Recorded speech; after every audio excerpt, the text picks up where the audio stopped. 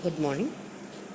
In today's session, we are going to learn how to include a script in a web page and basics of JavaScript. We have to use script tag to include a script in a JavaScript. Script tag can be included anywhere in the web page, either in head section or body section. If we include in the head section, then whenever the page is loaded, automatically the script is interpreted. So I like to include JavaScript in the head section. Script can be included in two ways. First method, we can embed the script in the HTML page, and second method, by using an external JavaScript file. Let us see the first method. To include the JavaScript in a HTML page, we'll make use of script tag. The script tag is as follows. You have seen here in the page. It contains mainly two attributes. One is language attribute and the another is type attribute. Language attribute specifies what is your scripting language, and type attribute specifies the MIME type. MIME type in the sense what actually is your file type. So in this I'm going to include JavaScript. So the language value will be JavaScript and type value will be text by JavaScript. In between the opening and closing script tags, I'll write my JavaScript code. Let us look into this example. In this example, I have included the script in the body section. You can include the script tag either in head section or body section. So in this script, I have written only one statement, that is document.write statement. This is an output statement where it opens a new document and writes the given output message. So here the message is hello world. It displays hello world in a new document. This particular line is written in comment tag. If you have observed, the body section contains the script and the script tag contains the comment. In between the comment tag, I have written the document.write method. So this we have given it in comment because some browsers may not enable JavaScript, or they are not JavaScript compatible. Then they treat this code as a comment. If whatever browser I am working with is it handles the JavaScript, then this displays the output hello world in a new document. So in this, wherever you want to include the script, you have to include that JavaScript code in between the opening and closing script tags. Now let us see the second method, that is an external JavaScript file. So if the JavaScript code is lengthy, then we can create an external JavaScript file and we can include it in the script tag of the HTML page. To create an external JavaScript file, we need a simple text editor like Notepad. Open Notepad, type the JavaScript code and save the program with .js extension. Now in the HTML page, whenever you are writing a script tag, one more attribute we are going to use other than language and type, that is SRC, source attribute. The value of the source attribute will be the URL of a web page. URL of the JavaScript file. So already, for example, I've created a JavaScript file with the file name. So here in this general form, you can see the src value as filename.js. So in this method, I can create an external file and link it to a web page or a group of web pages where I required same programming. Now let us come to the basics of JavaScript. Till now we have seen how to include a script. Now we'll start our JavaScript basics. The first thing, whenever we are learning the basics of JavaScript, first thing you have to learn is tokens. A token is the smallest individual element in a program statement. Generally, whenever we are learning any language, not only programming languages or computer languages, any language, for example, I am learning English, then I'll start with alphabets. After learning alphabets, we'll learn words, simple words. After learning words, we'll proceed to sentences. Then by using a group of sentences, we'll make a paragraph. Likewise, whenever we are learning any new programming language, first we have to start with tokens. Tokens are the smallest individual units in a programming statement. By using tokens, we constitute program statements, and a group of program statements or a group of instructions constitute a program, and a group of programs is a software. So here in JavaScript, we have main 4 categories of tokens: identifiers, keywords, literals, and operators. This all of you may be knowing because the same thing we have in C, C++, or in Java also.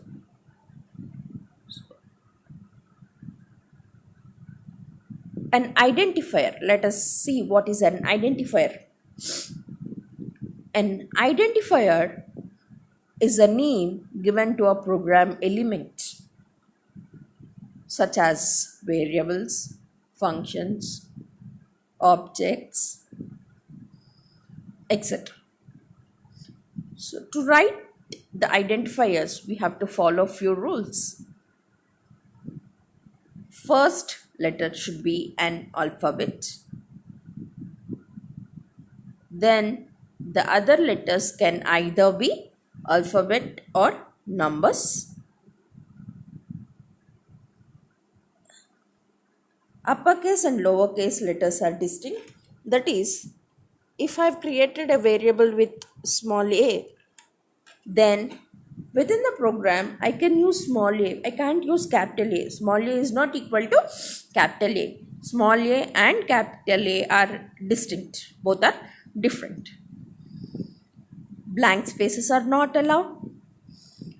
That means whenever I'm giving a name to a program element, it should not contain any blank spaces or any special characters except underscore. Here I've given few examples. The first example is a flag. It follows all the 3 rules. Then second one is A1. Here the first letter is alphabet, so that also satisfies all the 3 rules. Second letter onwards you can have either numbers or alphabets. Then third example is temperature conversion. which I have given an underscore. So underscore is allowed. Other special characters are not allowed while defining the variables. Sorry, while giving the identifiers. Next is keywords. Keyword is also known as a reserved word. All of you know that they have a predefined meaning in the system library and they can be used only for that purpose. As you well know that all the keywords are written in lowercase. Here a list of keywords available in JavaScript are given here. Break statement, you know the use of break statement, it's a control statement. Continue, if, else, all these are control statements. Likewise, true, false, those are boolean values, etc. The list here, you can see the list of keywords, and keywords are used only for that specific purpose. They are not used for any other thing, and you can't give a keyword as a name to an program element. That is, you can't give keywords as identifiers. Third token is literals. Literal is nothing but a constant. The value of the constant will not change during the program execution. You can see here there are 5 types of literals available in JavaScript. First one is integer literals, second one is floating point literals, third one is boolean literals, fourth one is string literals, and fifth one is special characters. Integer literals, that is integer constants. Integer constants can be classified into 3: octal integer constant, decimal integer constant, and hexadecimal integer constant. Octal integer constant is base 8, where the number is a combination of digits from 0 to 7. And decimal integer constant is base 10, where number is a combination of digits from 0 to 9. And hexadecimal integer constant. Hexadecimal integer constant is base 16. It is a combination of numbers from 0 to 9 and alphabets A to F. Here, for example, let me take 547. 547, I can distinguish between I can't say whether it is an octal integer constant, decimal integer constant, or hexadecimal integer constant, because 547, it can be a decimal, it can be an octal, or it can be a hexadecimal. So to differentiate that, we will be using O for octal and OX for hexadecimal. Here in this example, 547 is not preceded by anything, so it is decimal. 12 is preceded by O, so it is an octal constant, and 12AD is preceded by OX, so it is an hexadecimal constant. Floating point constants. So when we are representing some values, integer values are not sufficient.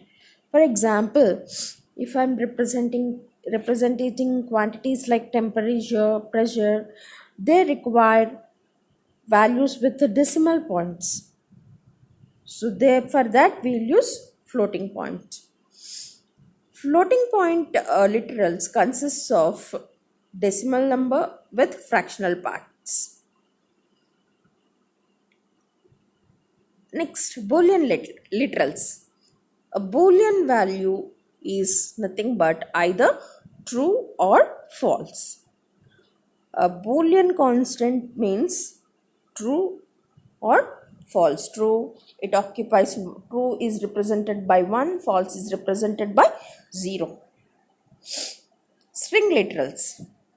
A string literal is a collection of characters enclosed within double quotes or single quote. String constants. Here, JavaScript language, example I've taken JavaScript language is a string constant enclosed within double quotes. Special characters. Special characters, also known as backslash character constants. Backslash character constants, also known as escape sequences. Maybe we'll be using different words, different terminology in different books, but the thing is same. In this backslash character constants, these are used mainly for formatting the output. Here it consists of a one backslash and one character. For example, /n, which represents new line, /t, horizontal tab, /v, vertical tab. So this is about literals. Now let us see what is an operator. All of you know an operator, when applied on operands, produces a result. That is, operator is a symbol and operands are the data fields. If the special symbol, when applied on operands or data fields, it gives us a result. And they perform a specific operation like addition, subtraction, multiplication, division. We have so many other operators. We'll discuss in the later topics. So this is about tokens in JavaScript. Now let us see what are the data types available in JavaScript. You know what is the importance of data type?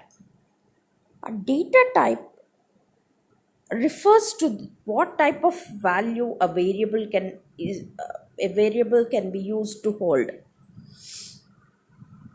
We have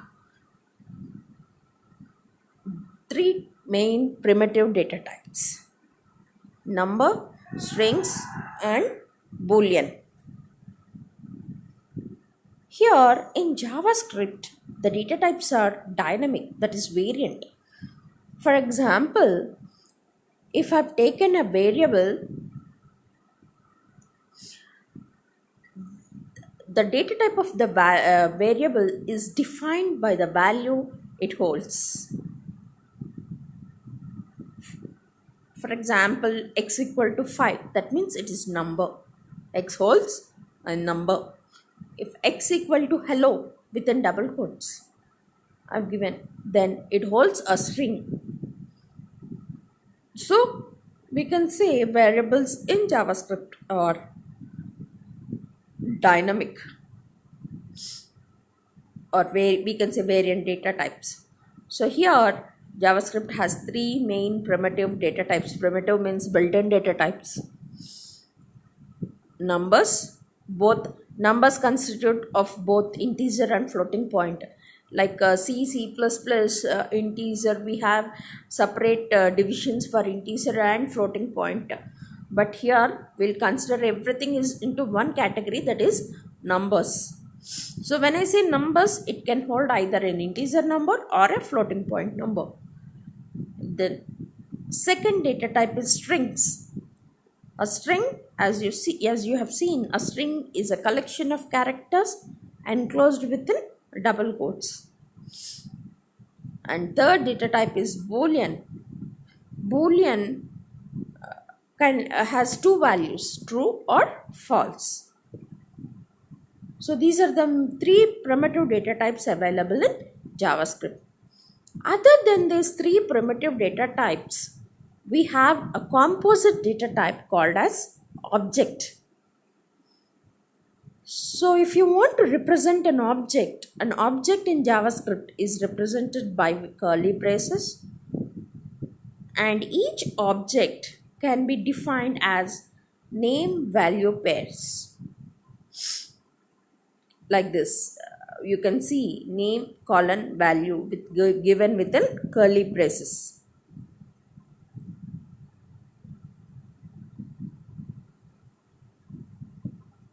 the properties are separated by commas. If an object can have more than one name value pairs, if it has more than name value pairs, then they are separated by commas. For example, here you can see there is a variable called person. Person is the name of the variable, and it is an object. If you have seen, there are two name value pairs. First one is first name. First property is first name. The value of first name is Puneet. Second property is last name. The value of last name is Kumar.